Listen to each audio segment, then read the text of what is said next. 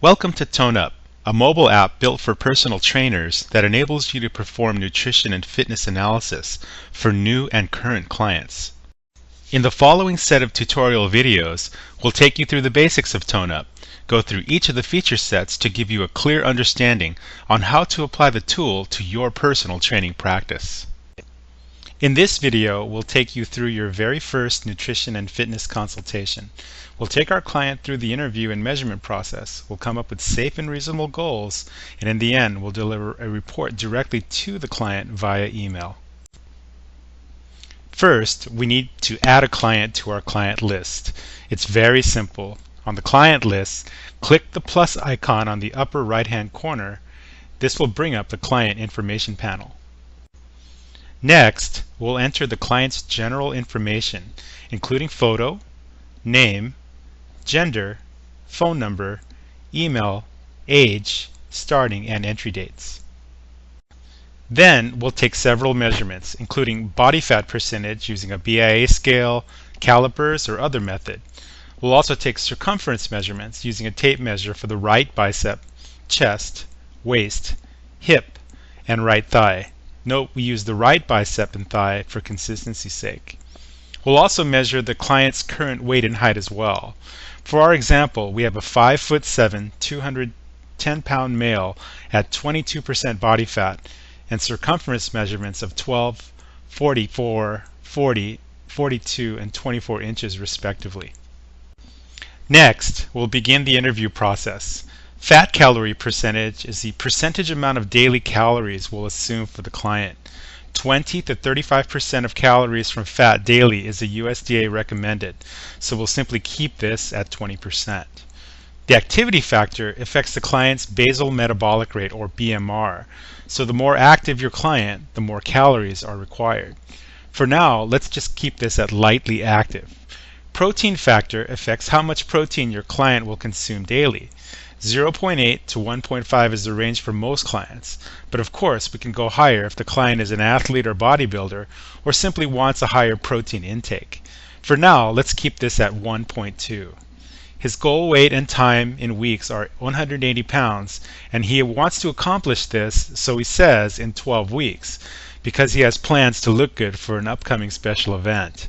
For now, we'll go ahead with that, 180 pounds as a goal weight in 12 weeks. Rest day BMR affects the calories consumed during a rest day, or a day the client does not work out. For now, we'll keep this as adjusted, taking into account the activity factor. Workout frequency is self-explanatory, and our client works out 5 times a week, which is great for us as a personal trainer because we see him often. Rate is the rate of weight loss or gain, and greatly affects his daily calories consumed, and we'll see that later. For now, let's keep it at a modest minus 0.5 pounds per week, since gradual change is usually the best. Calories per workout is an estimate of the number of calories per workout. In this case, we'll say it's 400 calories per workout. The final step in the interview process is to take status photos. We can take photos for front, side, and back to visualize progress. Note we'll take status photos during each consultation and follow-up. Once we're done with the initial data, we'll save it off, and the client now shows up in the client list. Now we have a report to analyze given the input data we provided. We see his body mass index, or BMI, starting and ending based on his current and goal weight. We also see his basal metabolic rate, or BMR, base of about 2,000 calories, sedentary of about 2,400 calories, and adjusted, again with a lightly active activity factor of 2,800 calories. In the calorie goal section, we see weekly that he'll need a 1,750 calorie deficit in order to meet his weight loss rate of minus half a pound a week, since we know that 3,500 calories makes up a pound of fat. Each day then, he'll need to have a deficit of 250 calories below his BMR, since 1750 divided by 7 is 250. On workout days, he'll have to eat more than his BMR, by 150 calories. This is important so he gets enough calories and doesn't burn muscle. On rest days, he needs to have a 250 calorie deficit. The macronutrient analysis shows a breakdown of 13, 67, 20, protein, carb, and fat. Recall the USDA guidelines are 10 to 35% protein, 45 to 65% carbs, and 20% to 35% fat. So we have some adjustments to do there. On rest days, he's at 2,500 calories, and on work days, he's at about 2,950 calories. Note now the most important section, the body comp and weight goal analysis. We see the bottom number, actual versus plan, is a negative number, which means that we're off our goal weight by about 24 pounds. At this rate and the number of weeks, he will only lose 6 pounds and get to 204, so we really need to make some adjustments and iterate. First thing we'll do is increase the rate of weight loss so it's to its max of minus 2 pounds a week. Note the recommended rate of weight loss or gain is plus or minus 2 pounds max. Anything above that, you risk losing muscle or bone, and much of the loss could be water weight, which is not what we want. We strive for pure fat loss or pure muscle gain. So we'll edit his report by clicking the client menu and then clicking edit. This brings up his fitness log, and we'll select the entry, which brings us back to the client information panel. Let's go ahead and change the rate as we discussed and see what's happened. Looking at the calorie goal section now, we see that we have significant changes. At minus 2 pounds a week, we have a weekly calorie deficit of 7,000 calories, daily deficit of 1,000 calories. On workout days, he'll need to have a deficit of 600 calories, since his workout takes up to 400 calories. But on rest days, all 1,000 calories will come from his diet. So now he's at 186 pounds in the 12 weeks, which is still 6 pounds off his goal.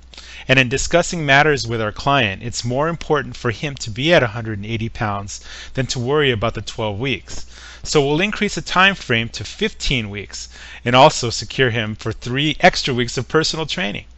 We'll edit again to get the time frame to 15 weeks, and now we see the actual versus plan is at 0.0, which means that our goal weight is consistent within the time frame.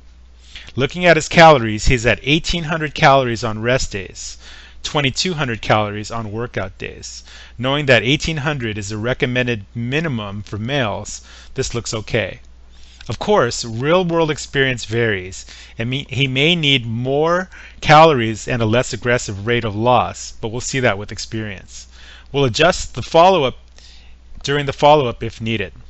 Lastly, we'll look at the protein percentage. To get within the target of 45 to 65% carbs and 10 to 35% protein, let's raise the protein factor a bit, say to 1.4.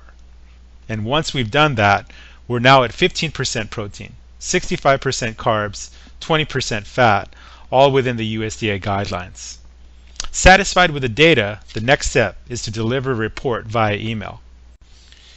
Now that the analysis is complete and the report ready, we can email a copy to our client by simply clicking his email address at the top of his report. This will bring up the mail tool with a PDF file and the report attached for the client's reference. In order to hit his goals, our client will have to track his calories and macronutrients, stick with his workouts consistently, and of course work with you as a personal trainer closely. So there you have it, your first nutrition and fitness consultation done.